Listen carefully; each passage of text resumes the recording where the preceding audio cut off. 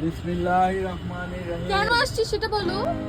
আমরা এখানে আসছি আমাদের বারান্দায় আমার ওয়াইফ একটা ড্রাগন গাছের পাতা এনে লাগিয়েছিল, স্টিক এনে লাগাইছিল, পরে এখানে ড্রাগন হয়েছে, পেকেছে ড্রাগন ফ্রুট। তো যাই হোক, আল্লাহর মেহেরবানিতে এখন আমার বউ মানে কৃষানি নিজ হাতেই ফল তুলছে, তুলে আমাদেরকে কেটে খাওয়াবে। দেন একটা বাহ, পেকে একদম রস পড়তেছে। দেখো, এই যে আমার আঙ্গুলে রস লেগে গেছে, আরেকদিন না পারলে তো এটা পেকে পড়েই যেতে পার না। যাই হোক, খুব সুন্দর হয়েছে। এবং দেখি, একটু খেয়ে দেখি। রসটা মজা।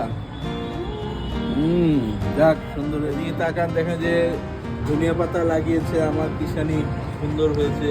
এখান থেকে আমরা ফ্রেশ ধনিয়া পাতা নিয়ে মুড়ি খাই, তারপর তরকারিতে দেয়, সে এক অপূর্ব মজা। এবং গন্ধটা এত সুন্দর, মানে স্বর্গীয় গন্ধ।